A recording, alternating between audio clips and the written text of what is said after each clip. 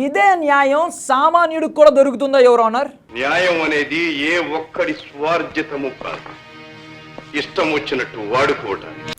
మ్యాటర్లోకి వస్తే Tollywood hero Allu Arjun arrest అవ్వడం, జైలుకి వెళ్ళడం, బెయిల్ మీద బయటికి రావడం, అబ్బో సినిమా సూపర్ హిట్.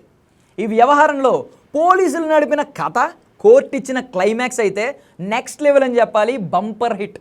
కేవలం 12 గంటల టైం స్పాన్లోనే సెలబ్రిటీ అల్లు అర్జున్ అరెస్ట్ అవ్వడం, పోలీసుల విచారణను ఎదుర్కోవడం, జైలుకు వెళ్ళడం, బెయిల్పై హీరోగా బయటికి రావడం, ఇంట్లో పండుగ వాతావరణం, అబ్బో అదేదో యుద్ధం చేసి గెలిచొచ్చినట్లుగా అభినందనలు, మరోవైపు పరామర్శలు. ఇదంతా పుష్ప 2 ప్రీమియర్ షోని తలదన్నేలా ఉంది. అయితే ఇప్పుడు రియాలిటీలోకి వద్దాం. హైదరాబాద్ సంధ్య థియేటర్లో పుష్ప 2 ప్రీమియర్ షో చూడడానికి అల్లు అర్జున్ వచ్చినప్పుడు కామన్ పీపుల్ మధ్య తొక్కిసలాట జరిగింది. అందులో ఒక మహిళ మృతి చెందింది. ఆమె కుమారుడేమో హాస్పిటల్లో చావు బ్రతుకుల మధ్య పోరాడుతున్నాడు. ఈ ఘటనకు సంబంధించి అల్లు అర్జున్ పోలీసులు అరెస్ట్ చేశారు. అంతకుముందే ఇదే కేసులో ఆల్రెడీ పలువురిని పోలీసులు అరెస్ట్ చేసి జైలుకు కూడా పంపించారు. అయితే అల్లు అర్జున్ అరెస్ట్ వ్యవహారంలో మాత్రం హై డ్రామా చోటు చేసుకుంది. పోలీసులు, న్యాయ వ్యవస్థలు రోజంతా పనిచేశాయి. ఆగమేఘాల మీద అల్లు అర్జున్ని ఇంటికి పంపించేయాలని వేగవంతమైన దర్యాప్తు జరిగింది. న్యాయ వ్యవస్థలు ఉరుకులు పరుగులు తీశాయి. ఒక కోర్టు 14 రోజులు రిమాండ్ విధిస్తే ఆ వెంటనే మరో కోర్టేమో బెయిల్ ఇచ్చేసింది. మొత్తం మీద ఆ సెలబ్రిటీని సగౌరవంగా ఇంటికి పంపించాయి. అయితే ఈ వ్యవహారంలో గమ్మత్ ఏంటంటే ఏ ఒక్కరి ష్యూరిటీ లేకుండానే, ఏ ఒక్క పైసా జమ చేయకుండానే కేవలం 50,000 రూపాయల బాండ్ పేపర్ మీద రాసిస్తే వెంటనే మధ్యంతర బెయిల్ మంజూరైంది. ఇప్పుడు అసలు క్వశ్చన్ ఇక్కడే మొదలైంది. ఇలాంటి వెసులుబాటు సామాన్యులకు కూడా సాధ్యమేనా అని అడిగితే అసాధ్యం అంటూ లాయర్సే చెప్తున్నారు. మొత్తానికి న్యాయస్థానాల్లో కూడా సెలబ్రిటీలకి ఒక న్యాయం, సామాన్యులకు ఒక న్యాయం అని భావించే పరిస్థితి అయితే కనిపిస్తుందన్నమాట. ఒక సెలబ్రిటీని అరెస్ట్ చేస్తారా, జైలుకు పంపుతారా, ఇదెక్కడి న్యాయం అని క్వశ్చన్ చేసే వాయిసెస్ కామన్ పీపుల్ విషయంలో కూడా ఇలాగే రైజ్ అయితే బాగుండేది. బట్ అలాంటి సినారియో, అలాంటి సిచ్యుయేషన్స్ మన దగ్గర కనిపిస్తున్నాయా? దర్యాప్తు సంస్థలు, న్యాయ వ్యవస్థలు ఈ స్థాయిలో కాకపోయినా అంతో ఎంతో నిబద్ధతో సామాన్యుల విషయంలో కూడా వ్యవహరిస్తే జైల్లో ఎంతమంది ఏళ్ల తరబడి మగ్గి ఉండే పరిస్థితి అయితే ఉండేది కాదు. కోర్టుల్లో లక్షలాది కేసులు ఇంకా పెండింగ్లో ఉండేవి కాదు. చట్టం, ధర్మం 4 పాదాలపై నడుస్తున్నాయా అన్న ప్రశ్నకు సరైన సమాధానం కూడా వచ్చుండేది.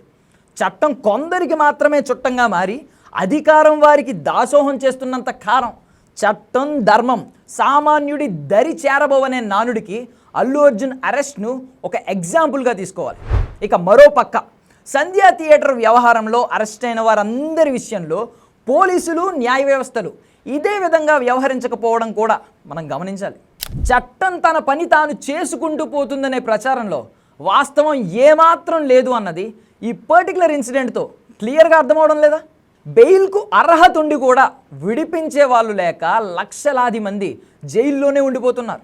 ఆ విధంగా జైల్లో ఉండిపోతున్న వారికి ధనం, పరపతి, కులం, హోదా, మతం, ప్రాంతం, అధికారం ఇవేం కూడా పాపం దరి చేరడం లేదు.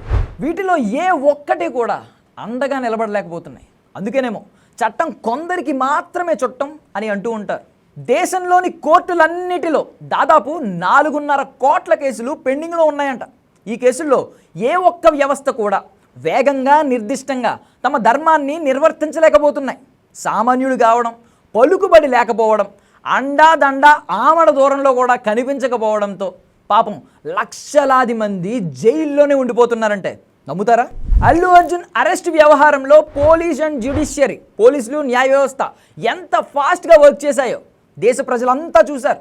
ఉదయం 10:30కి ప్రారంభమైన ఈ హై డ్రామా రాత్రి 12 గంటలకే ముగియడం సామాన్యులకు ఇది కొంచెం సర్ప్రైజింగ్గా అనిపించవచ్చు, కానీ కథ నడిపిన వారికి మాత్రం అదేం పెద్ద ఆశ్చర్యపోవాల్సిన విషయంలా అస్సలు అనిపించదు.